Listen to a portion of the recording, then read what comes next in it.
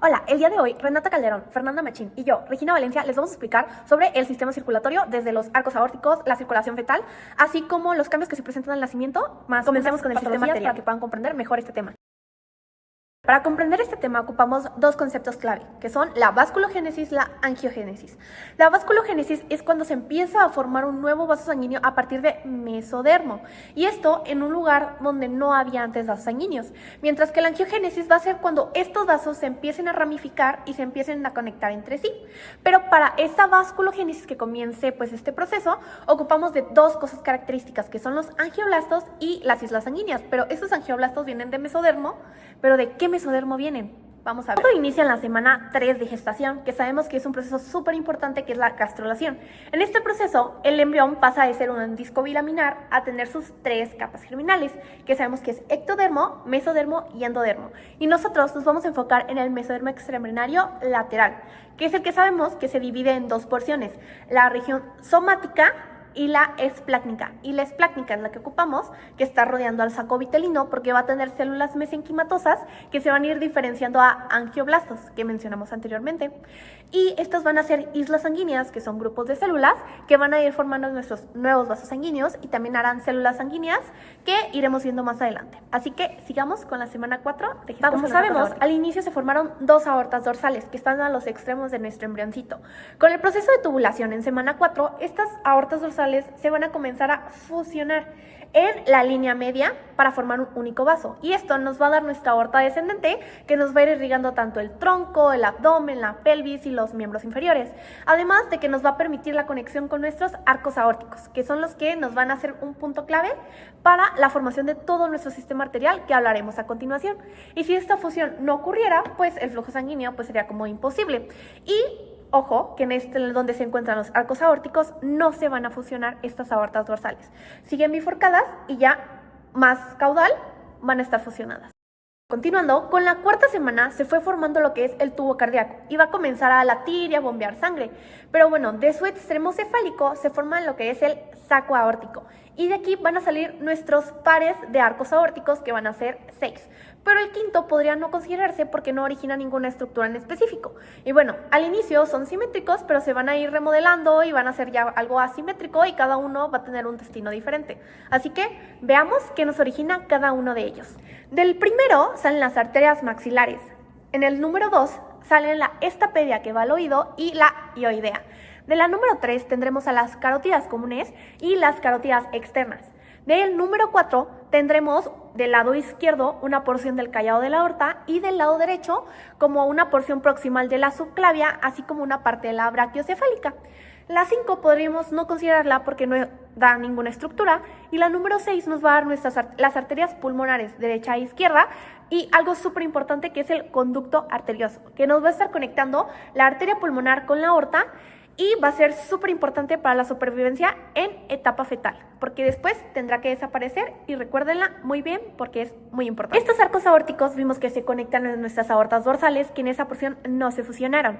Y bueno, de estas aortas dorsales van a comenzar a nacer unos mini vasitos que se van a ir prolongando, que serán nuestras arterias intersegmentarias. Y tendremos 7 cervicales, recuerden. Nuestras arterias intersegmentarias se van a comenzar a anastomosar y van a ir formando una especie de escalerita con peldaños, y nos van a ir originando un vaso sanguíneo nuevo, que va a ser paralelo, que serán nuestras arterias vertebrales. Bueno, nuestras arterias intersegmentarias, así como van desapareciendo nuestras intersegmentarias, por ejemplo, los arcos aórticos 1 y 2, al formar las maxilares, estapedia y hioidea, van a desaparecer también un cachito, que es la conexión entre el tercer y cuarto aórtico de la aorta dorsal. Y nuestra aorta dorsal en la porción cefálica se va a convertir en las carótidas internas. ¿Y qué pasó con nuestra séptima intersegmentaria? Se convierte en nuestras arterias subclavias. Les dije que este proceso ya solo se trata de angiogénesis, porque va a dar una ramita, que nos van a ir irrigando distintas regiones según en la localización que nos encontremos. Por ejemplo, las intercostales, torácicas, las lumbares, las sacras, las renales, ilíacas, femorales, entre otras.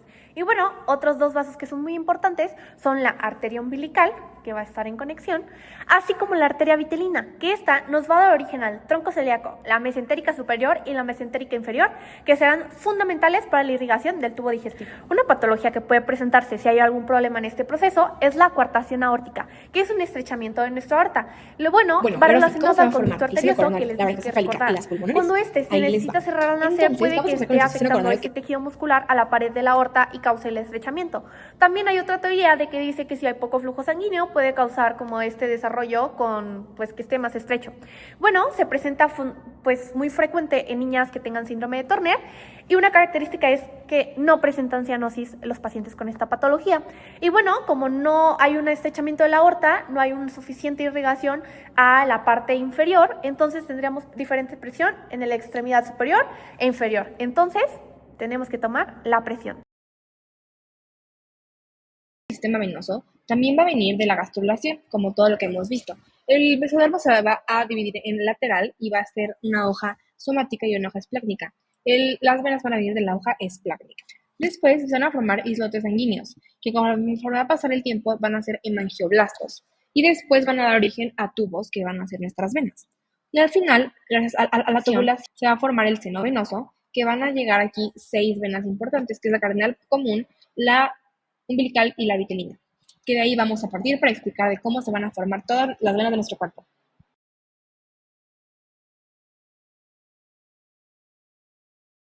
Que dijimos que ya estaba aquí. Van a llegar entonces 6 venas. La cardenal común, todo esto va a ser simétrico y estamos viendo al embrión de la parte de atrás. Primero, más lateral van a estar las cardenales comunes, que son la unión de las cardenales anteriores y posteriores del lado derecho y del izquierdo, o sea, en cada uno en su lugar. Y luego, un poquito más mediales, van a estar las umbilicales y después las vitelinas. Lo primero que va a pasar es que se va a formar una anastomosis entre la cardenal anterior izquierda y la derecha. Esto va a formar a la brachiocefálica y la parte más proximal de la cardenal anterior izquierda es la que se va a desaparecer.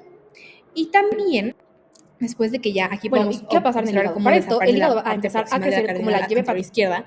Después de esto, en la parte de la izquierda, también van a desaparecer tanto la cardenal posterior como la umbilical como la vitelina. Entonces ya desaparecen, solamente queda la cardenal común, que como que la cardenal común va a querer irse para la derecha, ya que va a formar el seno coronario. Entonces se puede observar cómo ya se quitan estas venas, en su parte proximal por lo menos, y que el seno venoso como que se va recorriendo a la derecha, ¿no?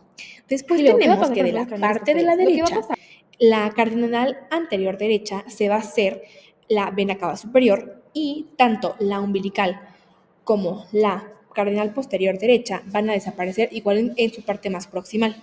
Aquí ya se ven desapareciendo y aquí el seno coronario ya se ve como que está mucho más a la derecha. Y aquí también se observa también tanto la vena cava superior como la vena brachiocefálica.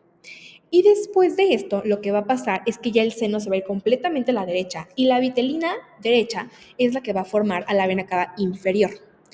Y entonces en el atrio izquierdo como que se empieza a ver que se va a empezar a formar algo, como una división, pero aún no se sabe. Aquí se va a observar esta división que les digo, que van a ser nuestras venas pulmonares primitivas, donde van a estar las venas tienen de que 2 orígenes, el origen más proximal es del atrio izquierdo. Entonces aquí se puede ver cómo se está formando. Y después ya se van a formar 4 tubos o de que como 4 hoyitos donde van a insertarse las 4 venas. Entonces aquí ya tenemos ya bien, y por último, vamos con la circulación fetal. Hecho nuestra vena cava superior, vena cava inferior, seno coronario, nuestras venas pulmonares y la vena brachiocefálica. Vamos a pasar ahora, si quieren, a la siguiente parte. Y va a abrazar a las venas vitelinas y a las umbilicales. Las venas vitelinas en el hígado van a formar a los sinusoides hepáticos y a las venas hepáticas derechas e izquierdas. Después van a formar una anastomosis detrás del duodeno y de delante del duodeno, y para esto van a formar a la vena porta hepática, que aquí se puede observar. Y también vemos que la vena umbilical derecha va desapareciendo y solamente va a quedar la vena umbilical izquierda al final. Entonces al final nos van a quedar la vena hepática derecha, vena hepática izquierda, los sinusoides hepáticos, que de esos vienen las vitelinas, la vena porta, que también aquí viene de las vitelinas, y la vena umbilical izquierda, que es la vena que más va a traer oxígeno desde la placenta hacia el embrión. Es que estas van a formar a las supracardinales y las subcardinales. Las subcardinales a su vez van a formar a la hemiácigos y a la ácigos, como aquí se puede observar. Y luego las subcardinales son las que van a formar a las gonadales y a las suprarrenales. El segmento suprarrenal de la vena cava inferior lo van a formar las subcardinales, el renal la anastomosis de estas dos y el infrarrenal la de las suprarrenales. Y después nuestras cardinales posteriores se van a fusionar y van a formar a las ilíacas, que son las que van a ir a las extremidades inferiores del embrión. Bueno, en esta enfermedad de la conexión anómala de venas pulmonares, lo que va a pasar es que las venas pulmonares, en lugar de desembocar en la aurícula izquierda como deberán de serlo, van a desembocar en diferentes vasos, como la cava inferior, o las ácigos o las hepáticas. Esto es cianógeno y puede ser parcial o total, es decir, que puede que que en lugar de que las 4 desemboquen en la aurícula izquierda, 2 desemboquen a la cava inferior y 2 desemboquen en la aurícula izquierda.